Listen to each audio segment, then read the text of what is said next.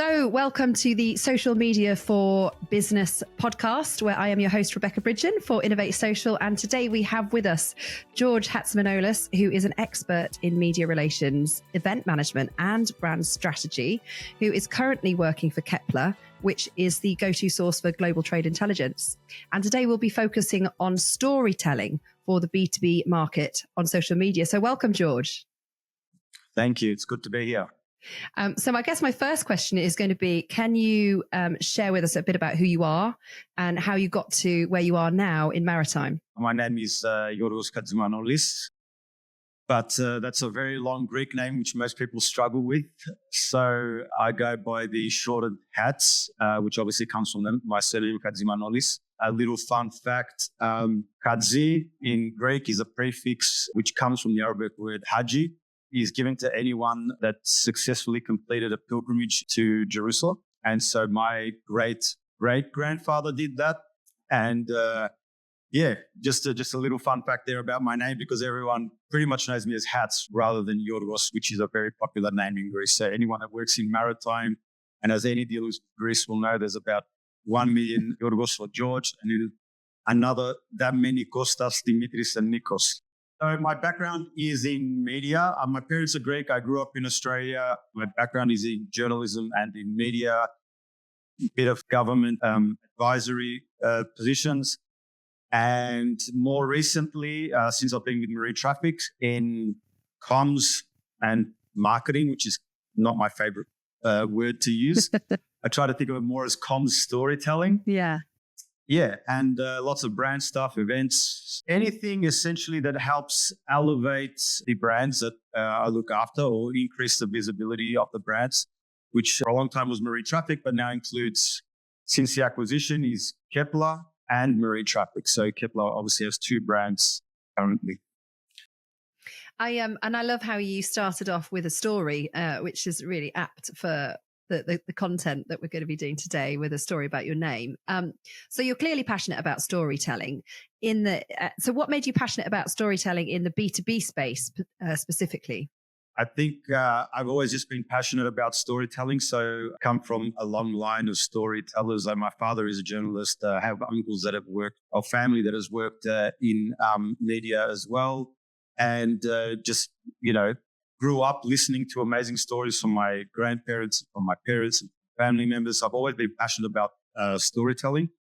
And then more recently, once I started with marine traffic and saw the wealth of data that marine traffic provides, which was about 8 years ago now, and the amounts of people that it touches, like the various audience that marine traffic has, I can get even more passionate and from a B2B sense. So at marine traffic, we will cover everything from energy markets and the global supply chain, right down to overfishing or over tourism with cruise ships, and from at times even really crazy stuff like the Suez Canal blockage or the unfortunate collapse of the bridge in Baltimore, or even crazier than that, like we've covered stories like people looking for their spouses, or family connection stories with seafarers, which is also very important to us.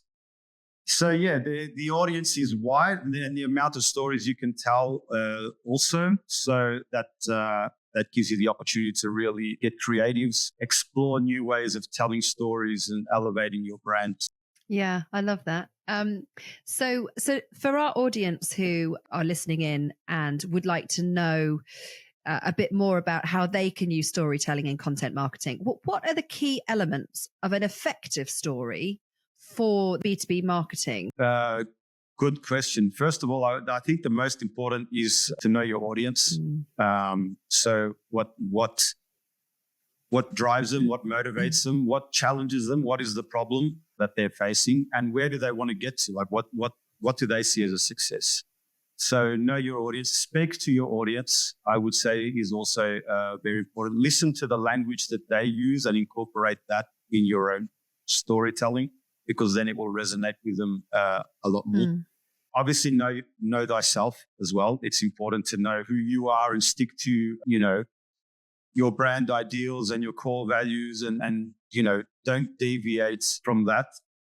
be consistent in your storytelling and in your tone and in your language.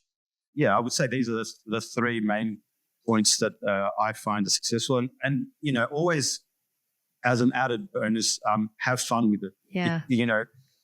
We at times we operate like, for example, Kepler is in the commodity space. It's a global trade intelligence data and insights provider. The marine traffic is in the maritime space. Both are considered somewhat conservative and one might say even opaque spaces. So breaking out from what everyone else is doing and being different and having fun with it is going to be more memorable. And ultimately, that's what you're aiming for. You're aiming for someone to remember your name, and to resonate with them. I think you're absolutely right. I think there's, especially in the B2B sector, you have a lot of brands who are fearful of having any form of humor in their narrative coming out. But actually, because of that, if you do, and you do it in a tasteful way, you actually do stand out because nobody else is doing it. And you absolutely can put humor or, sort of have a little joke here and there within that B2B marketing space. You've just got to know your audience, as you said. Yeah, I mean, that we have found that at marine traffic over the years. And I'll go back to the Suez Canal, which was a huge incident for our industries. While everyone else was focusing on, what happened to the ship and how long is it going to take to unblock it. And of course, we covered that as well. We also had a thread on what was then Twitter and is now X, which was, the top memes about the Suez Canal blockage. And I still think to this day, it's the most successful post we've ever had. Reached a wider audience, elevated, our brand to new people. So yeah, definitely have fun with it and be creative. It's interesting that you talk about memes because actually that leads me to the next question that I've got for you was, it's what type of stories tend to perform best on platforms like LinkedIn. But actually, I put a post out not so long ago about to meme or not to meme, because is it the right thing for every brand and is it not? So, but it can be, but it's just got to be done in the right way. So moving to the stories, the types of stories that tend to perform best on LinkedIn and whatever other platforms that you tend to use in the B2B space. You've mentioned Twitter or now X. What's worked for you and share that intel across to the listeners. At Kepler, we always try to find what's relevant, what's interesting right at the moment. Again, I take it back to the fundamentals, which is knowing your audience. So who's reading your post? Who are you trying to target as well? So knowing your audience, and then for us, it's always about what's happening right now in the markets. That's on Kepler. On the marine traffic side, probably a little bit like what's in the news as well, because you can be a little bit more creative with marine traffic because it covers such a wider spectrum. But I would say, really looking at what's relevant at the moment, what's trending, and finding a way to incorporate that into your storytelling, provided, of course, it makes sense. There's no point talking about an incident that doesn't make sense related to your brand or product. Yeah, absolutely. So can you share examples of storytelling techniques that helped you transform technical or complex, because you're dealing with a lot of data at marine traffic. So you're having to analyze that and then turn that into a story. So what techniques do you use to create those engaging narratives? How do you even spot the narratives in the data? I think that's another question that I definitely would like to know. Sure. So I'll give one example that comes to mind right away, which is was about a year and a half or 2 years ago, I think. I woke up one morning, quickly scrolling through my phone like we all do, and saw just a headline about a coffee shortage and prices going up. So I was like, oh, okay, so how would this relate to what we do? And then looked at the actual journey of coffee from Indonesia to Europe. I didn't know. I found out quickly found out that Germany is actually the biggest importer of coffee in Europe. Oh, wow. Obviously, it has the biggest cost, so that could be one of the reasons. So we looked at how long does it take for coffee to travel from Indonesia to Hamburg in a refrigerated container, and then we kind of mapped out the journey using the Marine Traffic Live map, and found various data points, either by marine traffic or by speaking to suppliers or brokers, and included it all to create a short story about how coffee is transported.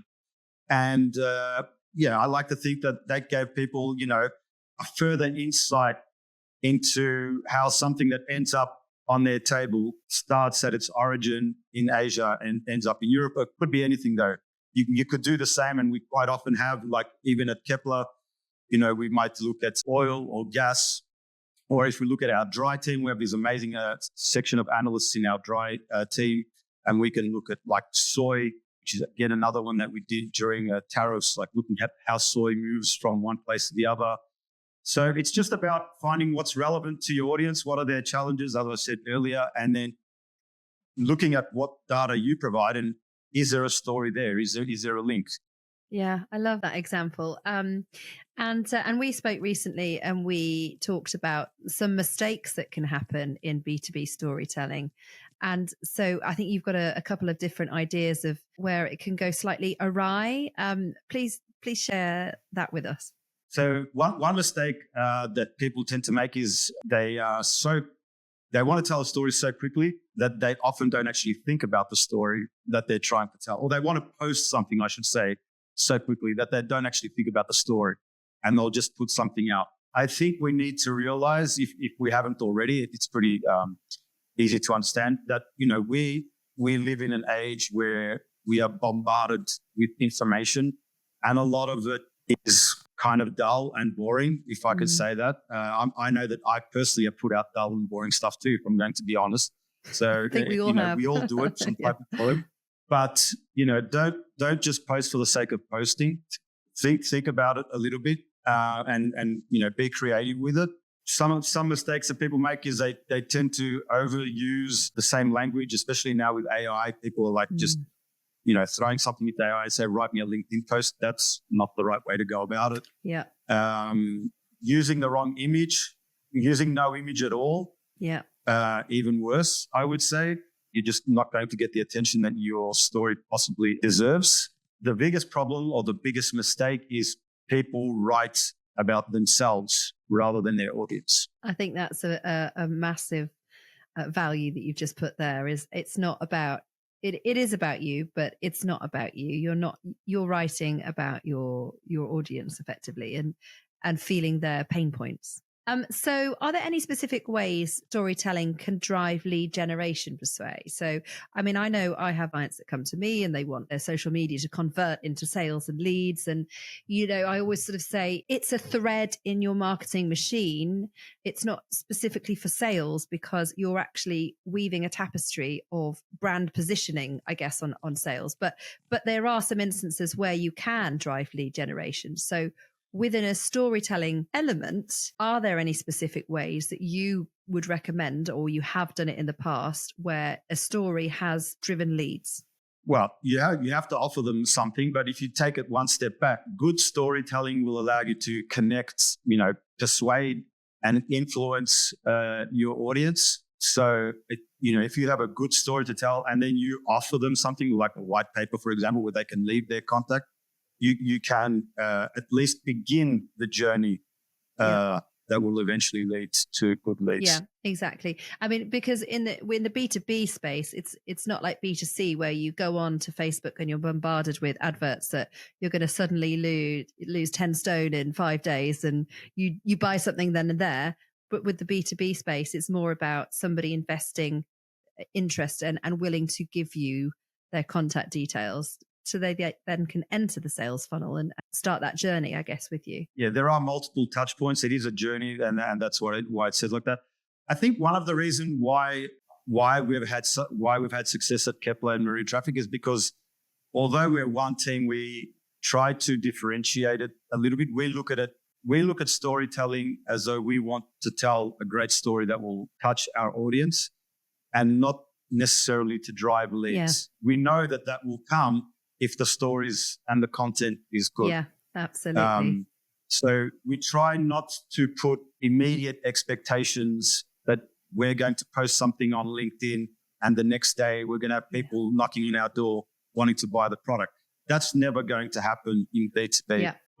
For us, and this comes down to leadership, understanding how all of this works and giving you the freedom to do it. But having that freedom to be allowed to tell good stories and put out important content and try to become an authority in your space without the pressure of immediately delivering leads, I think that has helped with our success. Yeah, and I think certainly within the creative sphere, that's a general way of life anyway. As soon as you put pressure on a creative person, they can't perform, or you can't just create a masterpiece under pressure. It just doesn't work that way, does it? So this was a really good question that actually I put to you last week, I think, when we were previously chatting. But what role does transparency play in storytelling, especially in the B2B market? Yeah, again, like getting really difficult to hide from anything is the simplest way to put it. So it's better to embrace transparency and be super open and admit to your mistakes and deal with them. That authenticity will help you connect with your audience better as well, I believe. I think transparency is very, very important in our space in particular, where, parts are moving very quickly and things can happen. It's important to be super transparent. And yeah, like I said, I think it in the long run, it helps. Yeah. So many people are much wiser nowadays as well. So if you're not saying things that maybe are not quite true, people pick up on that straight away. So I think it's, honesty is the best policy, isn't it? Oh yeah, of course. If you're talking about it from that angle, people can buy into the BS, like they get it right away, and there's just no point doing it anymore. Yeah. But as I said, it's also really increasingly difficult to hide from things. Like if you've posted something, it's out there for the world to see. Even if you delete it, believe me, someone's probably already screen grabbed it. So just own it. Yeah, agreed. So what's one piece of advice you would give to a business just starting to incorporate storytelling into their social media, bearing in mind that our target audience is generally small to medium enterprises that don't have this wonderfully big team of experts with different fields altogether, but they're really wanting to make a dynamic impact in the B2B social media space, and they want to use storytelling. What advice would you give to them? Not much different to what I mentioned earlier, but know your audience. What are their problems? What does success look like for them? That's the first. Understanding your own brand, what is it that you represent? Be consistent. I see a lot of people especially on social media, like they'll post once a month. You're not going to get the engagement you want by doing that. I'm not saying you have to jump into once a day right away, but you should at least be posting once a week, even as a small business, and consistently. Like it would be good to post on the same day at the same time every week. People will know that they can expect something from you. Be creative. Have a headline, have an image. Even more important, I think, is like make sure that you have an image. Think of what it is that grabs your attention when you're scrolling on your phone. That's how most people consume media these days, while on the metro or waiting for their plane to take off or stuck in an airport or whatever. Think of yourself, what would grab your attention, and make sure that you include that in the post. And I think they're the main ones, really. And as I said earlier, have fun with it. Yeah. If you're not going to have fun with it, then what's the point of doing it? Yeah, it's still social at the end of the day. It's people reading it, isn't it? Yeah. George, it's been a real pleasure to have you on today. And this is actually our first episode, first of many more. So where can our listeners connect with you to learn more if they found it really insightful what you've said and would like to connect with you? Where would the best place be? Probably LinkedIn, really, or Twitter or X. Maybe when you post, I can drop a link in the comment section. But it's just my name, Yorgos Kadzimanolis. Just LinkedIn, really, and Twitter. Thanks, George. You've been fantastic. Thank you. Thanks for your time.